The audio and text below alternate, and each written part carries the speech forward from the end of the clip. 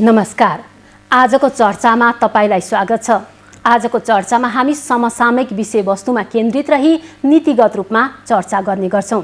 दर्शकवृन्द, आजको कार्यक्रममा हामीले विश्व एड्स दिवसको सन्दर्भ पारेर नेपालमा एचआईभी संक्रमणको जोखिम र यसको न्यूनीकरणका लागि भएका नीतिगत योजनाका विषयमा कुराकानी गर्न गइरहेका छौं।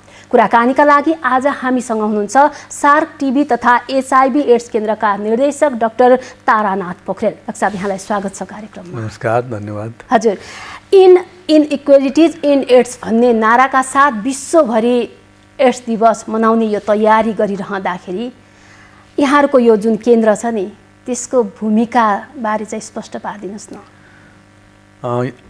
यो एचआईभी एड्स अहिले पनि एउटा विश्वव्यापी रूपमा जनस्वास्थ्यको समस्याकै रूपमा रहेको छ र अहिले बिस्तारै केही वर्षदेखि सुरुवाती दिनहरूमा जसरी यस महामारी विश्वव्यापी महामारी रूपमा यो संसारभरि फैलिएको थियो, तर अहिले पछिल्लो दिनमा आएर क्रमशः यो एचआईभी एड्सको बारेमा अलिकति केही कुराहरू परिवर्तन हुँदै आएको, विभिन्न विकासक्रमले गर्दाखेरि र यसमा चाहिँ अलिकति प्राथमिकता कम हुँदै गएको हो कि, तर वास्तवमा यो समस्या के छ त, यसको अवस्था कस्तो छ भन्ने उद्देश्यले हाम्रो यो सार्क टिभी एचआईभी केन्द्र यो सार्क रिजनको एउटा चाहिँ स्वास्थ्य सम्बन्धी काम गर्ने एउटा संस्था हो। धेरै केन्द्रहरूमध्ये एउटा यो नेपालमा छ।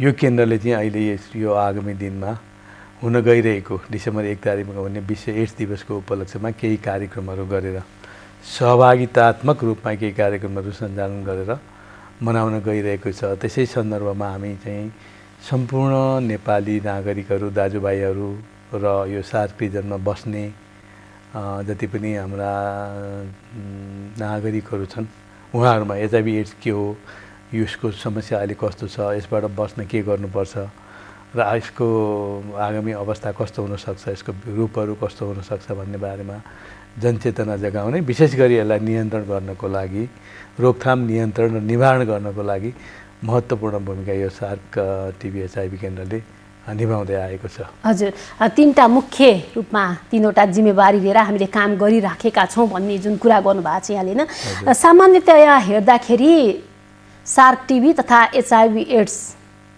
केन्द्र यो दुईटालाई चाहिँ एकै ठाउँमा राखिएर चाहिँ सञ्चालन गरिएको छ कि यसमा अन्तर सम्बन्धित छन् यी दुई विषय? सुरुवातको दिनमा जब 1990मा चाहिँ यसको सुरुवात भयो यो केन्द्रको र 2092 मा यो स्थापना भयो।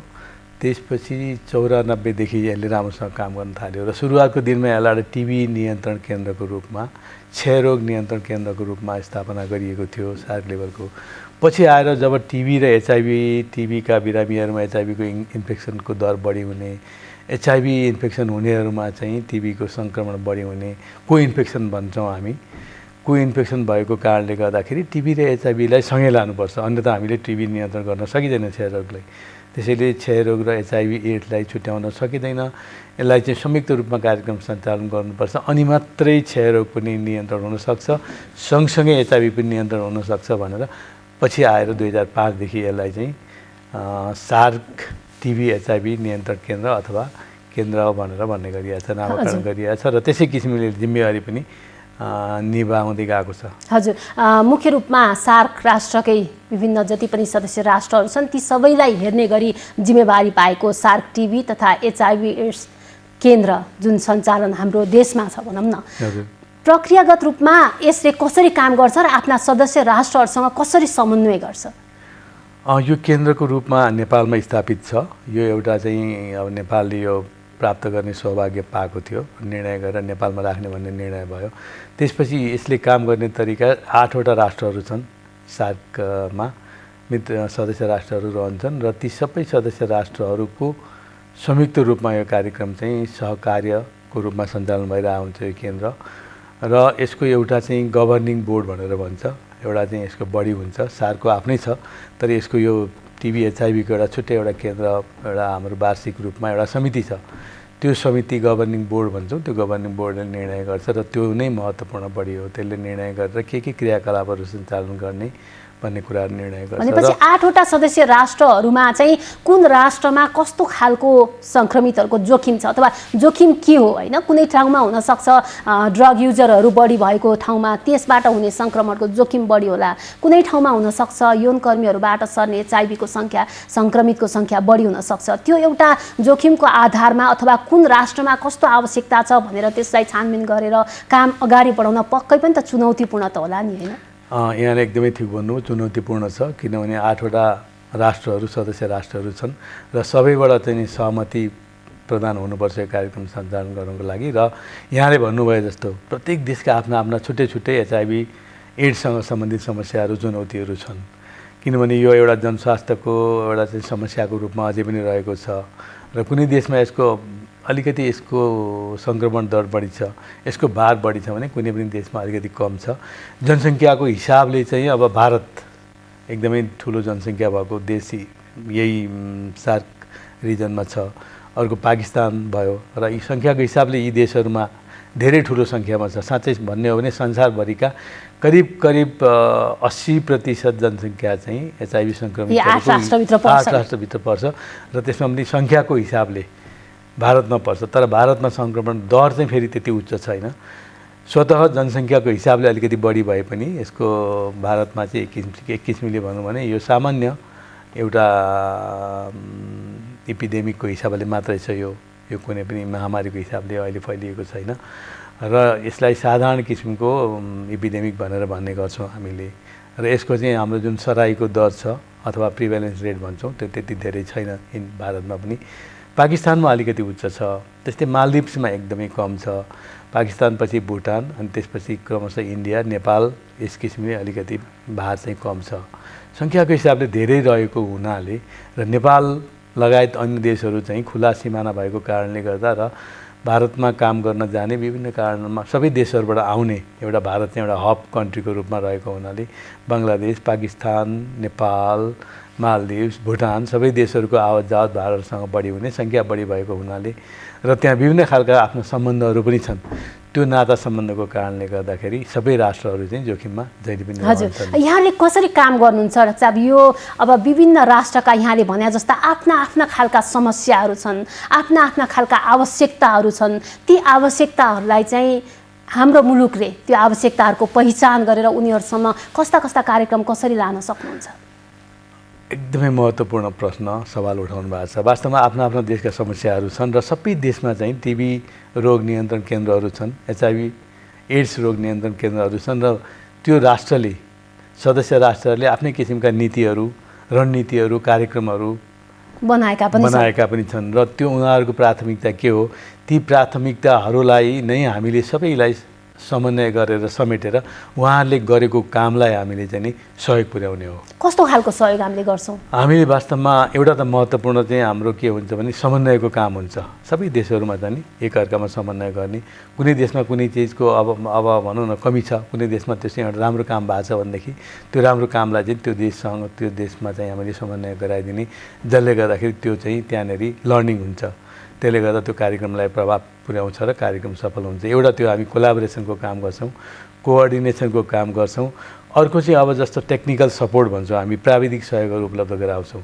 कुनै ठाउँमा जनशक्ति कम होला, अब जनशक्तिले तालिमहरू विभिन्न खालका तालिमहरू जुन त्यो देशमा छैन भने हामीले सबै देशहरूसँग समन्वय गरेर जुन देशमा यो कार्यक्रमहरू सफल भएको छ त्यहाँबाट हामीले समन्वय गरेर कार्यक्रमहरू आयोजना गर्छौँ। अर्को चाहिँ हाम्रो अध्ययन अनुसन्धान र हामीले नियमित रूपमा सर्भिलेन्स भनेर भन्छौँ, सर्भिलेन्सको कामहरू गर्ने गर्छौँ। हजुर, यहाँले यति भनिरहँदा हामीले समन्वयात्मक काम गर्छौँ, जुन जनशक्तिलाई चाहिँ विभिन्न खालको दक्ष बनाउने कामहरू गर्छौँ भन्नुभएको छ र अध्ययन अनुसन्धानको काम पनि हामीले गर्छौँ होइन? हामीले त्यसको मुख्य भूमिकामा हामी छौँ। कतिको सम्भव छ डाक्टर साहब हामीसँग भएको साधन स्रोत, हामीसँग भएको बजेटले चाहिँ यी यत्रा राष्ट्रहरूको आवश्यकतालाई पहिचान गरेर त्यो अनुसार दक्ष जनशक्ति उत्पादन गर्नलाई सहयोग गर्ने कुरा होस् अथवा अध्ययन अनुसन्धानको कुरामा चाहिँ हामी कति सक्षम छौँ?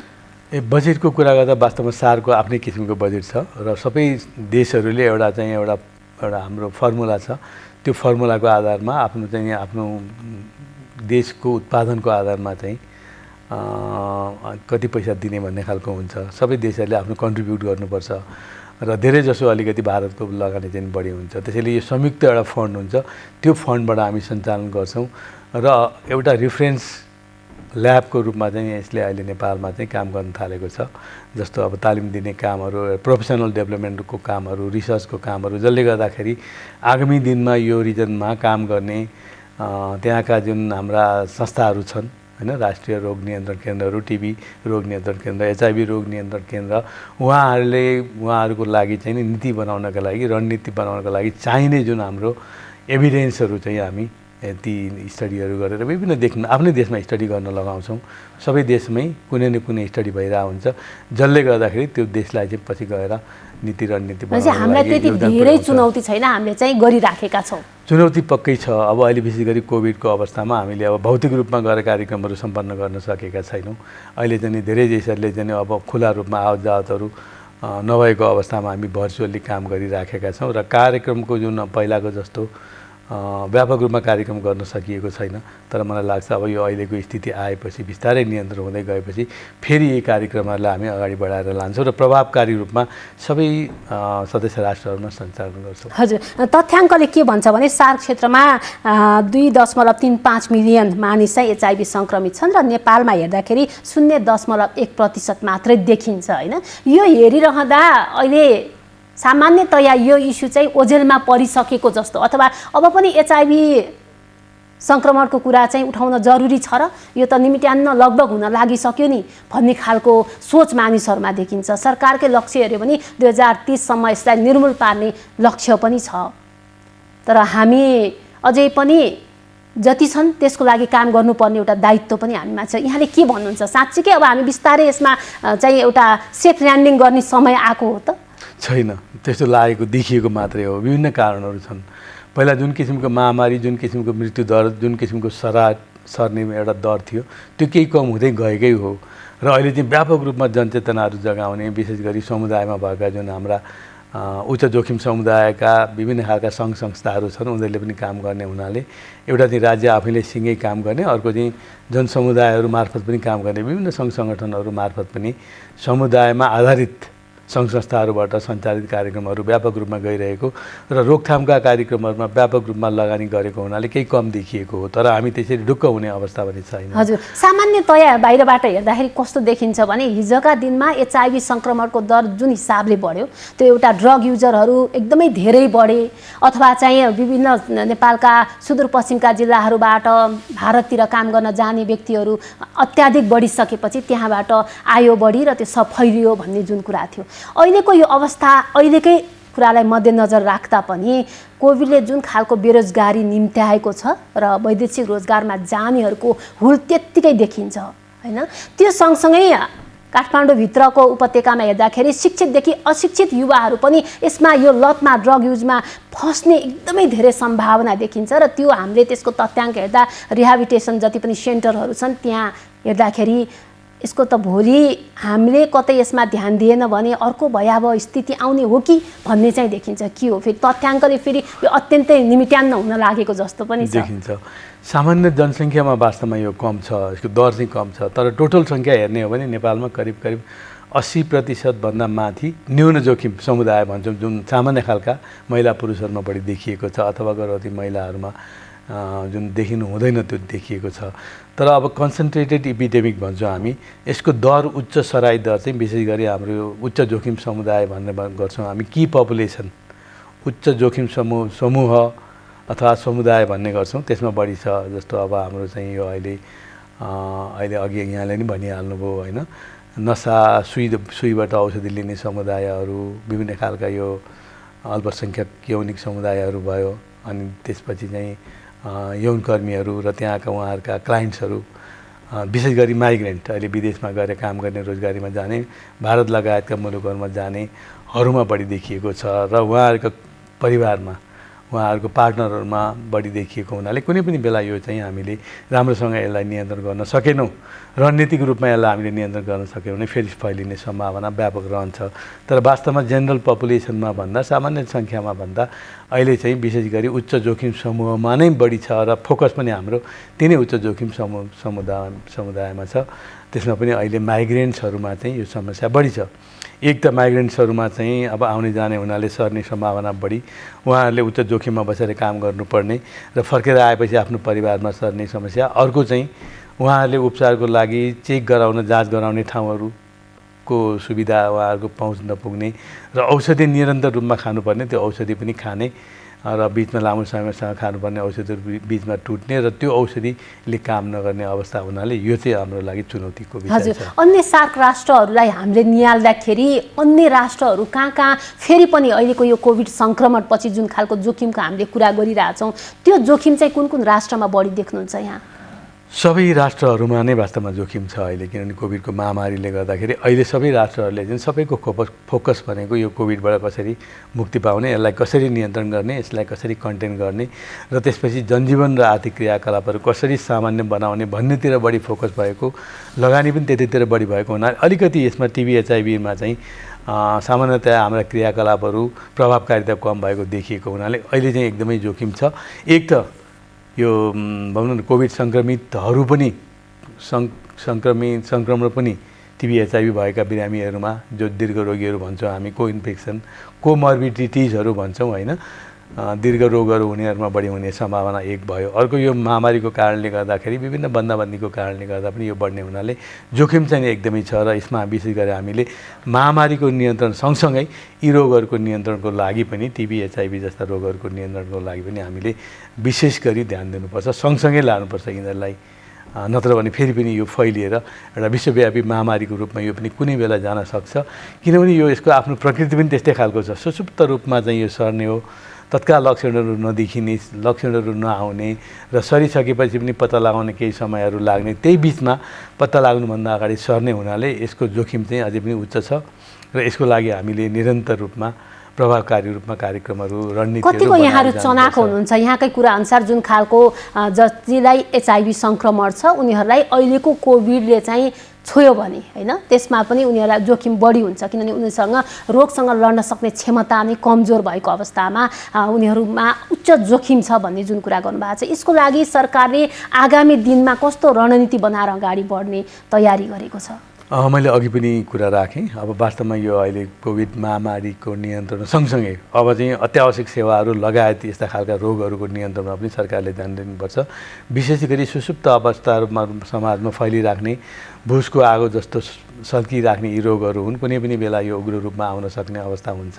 यदि हाम्रो जनसङ्ख्याको कुनै पनि बेलामा चाहिँ रोग क्षमता शक्ति कम भयो भने अथवा चाहिँ सङ्क्रमणका जुन माध्यमहरू हुन्छन् तिनीहरू चाहिँ एकदमै व्यापक रूपमा समाजमा देखिए भने चाहिँ जस्तो लागु औषधको प्रयोग भयो, अब यसबाट बच्ने उपायहरू कन्डमको प्रयोगहरू गर्दै गयो, अथवा यौन पेसाकर्मीहरूको राम्रोसँग उहाँहरूलाई चाहिँ व्यवस्थापन गर्न सकिएन, उहाँहरूको स्वास्थ्यमा ख्याल गर्न सकिएन र यसलाई चाहिँ अलिकति हामीले मोनिटरिङ गर्न सकेनौँ भने कुनै पनि बेलामा यो फेरि फैलिन सक्छ। हजुर, जोखिमको कुरा त हामीले गरिहाल्यौँ, यहाँले पनि भन्नुभयो होइन, तर त्यो जोखिमसँगै अहिले झन् जोखिम बढेको छ र अब चाहिँ हामीले 1, 2, 3 गरेर सरकारले चाहिँ रणनीतिक हिसाबले यो जोखिमको बेला भोलि फेरि त्यो भयावह स्थिति नआओस् भन्नको लागि योजना बनाउनु भएको छ कि छैन? अन्तरिम निर्देशिकाहरू तयार गरेछ नेपाल सरकारले। जब यो महामारीको सुरुवात भयो नेपालमा पनि यो महामारीले जब व्याप्त भयो, आक्रमण गर्यो, फैलिन थाल्यो, त्यसपछि नेपाल सरकारले यस्ता खालका रोगहरू विशेष गरी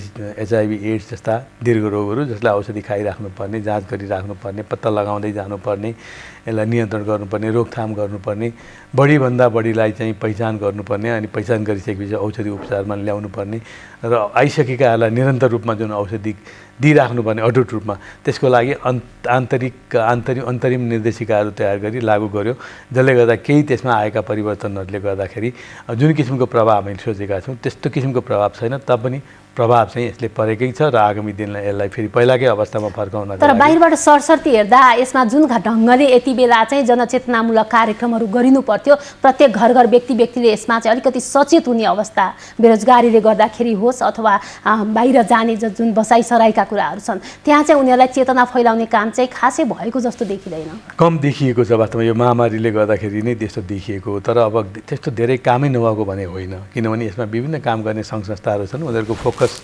भनेको केन्द्रित कामहरू भनेको यिनै सङ्घ संस्थाहरू मार्फतहरू हुने गर्छ। नेपालमा धेरै जसो रोकथामका कार्यक्रमहरू चाहिँ हाम्रो विभिन्न दाताहरूको सहयोगमा सङ्घ संस्थाहरूले नै गर्ने गरेका छन्। त्यसमा पनि विशेष गरी चाहिँ हाम्रा उच्च जोखिम समुदायका सङ्घ संस्थाहरू नै छन्। सरकारको समन्वयको कुरा एकातिर छ र सँगसँगै यहाँले भन्नुभएको छ कि बजेट सरकारले त्यसको लागि आवश्यक बजेट छुट्याएर समन्वयकारी भूमिका प्रभावकारी गर्न सकेको खण्डमा चाहिँ भोलि हामीले यसमा काम गर्न सक्छौँ होइन।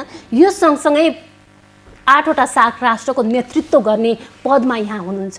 ती राष्ट्रहरूसँग पनि यो जोखिम अहिलेको यो जोखिममा चाहिँ हामीले एचआईभी सङ्क्रमण दरलाई फेरि पनि भोलिका दिनमा बढ्न नदिनको लागि कसरी समन्वयकारी भूमिका निर्वाह गर्ने योजनामा हुनुहुन्छ?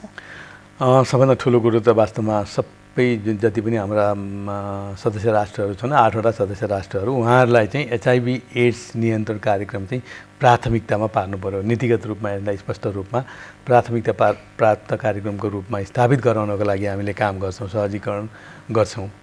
अर्को चाहिँ यसमा लगानी गर्नको लागि सदस्य राष्ट्रहरूलाई चाहिँ समस्याको यसको गम्भीरता र यसबाट पछि हुने गम्भीर असरहरू र यसले प्रभाव पार्ने जनस्वास्थ्यमा र आर्थिक क्रियाकलापमा प्रभाव पार्ने कुराहरूलाई अगाडि ल्याउँदै नीतिगत रूपमा रणनीतिक रूपमा यसलाई प्राथमिकतामा राख्ने, लगानी बढाउने र विभिन्न देशहरूका बिचमा हुने समस्याहरूको समाधानको लागि हामीले एउटा मेकानिजम बनाउने कामहरूको लागि चाहिँ हामी सहजीकरण गर्छौँ र यसको एडभोकेसी गर्छौँ, जसले गर्दाखेरि आगामी दिनमा यो सार्क राष्ट्रबाट एचआईभी एड्स रोग कार्यक्रमलाई नियन्त्रण गर्न, यसलाई रोकथाम गर्न, नियन्त्रण गर्न, निवारण गर्न र हाम्रो एसडिजी लक्ष्य प्राप्त गर्नको लागि सफलता प्राप्त हुनेछ।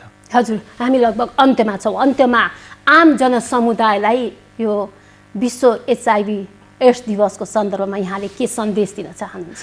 हामी करिब 30-32 वर्षदेखि यो कार्यक्रम नियमित रूपमा मनाइराखेका छौँ। वास्तवमा यो कार्यक्रमको उद्देश्य चाहिँ अब एचआईभी एड्सलाई हामीले भनेको जस्तो के यो कम हुँदै गएको हो त, अब यो समस्याको रूपमा छैन त भन्ने जनमानसमा चाहिँ त्यो पर्न सक्छ। त्यसैले कमसेकम पनि यसलाई यो दिवसको दिन पारेर भए पनि सशक्त रूपमा यो कार्यक्रमहरूलाई अगाडि बढाउने, यसलाई चाहिँ सचेत गराउने, सबैलाई सरकारवाला समूहहरूलाई, सर्वसाधारणहरूलाई, नीति निर्माताहरूलाई र यसमा काम गर्ने विभिन्न अन्य सरकारहरूलाई पनि सशक्तिकरण गर्दै यो कार्यक्रमलाई चाहिँ अब यसरी फेरि सुस्त रूपमा जान दिनु हुँदैन। यसलाई अझै पनि सशक्त रूपमा अगाडि बढाउनुपर्छ र यो रोग नियन्त्रण गर्नुपर्छ, हाम्रो लक्ष्य प्राप्त गर्नुपर्छ भन्ने उद्देश्यले यो कार्यक्रमहरू हामीले मनाइराखेका छौँ र सम्पूर्ण म यसमा सरकारहरूलाई यसरी नै यो रोग अहिले पनि कम भएको छैन, नदेखिएको मात्रै हो, तर यो कुनै पनि बेला फेरि यसले विश्वव्यापी महामारीको रूपमा लिन सक्ने हुनाले ठुलो धनजनको क्षति हुन सक्ने र जनस्वास्थ्यको समस्याको रूपमा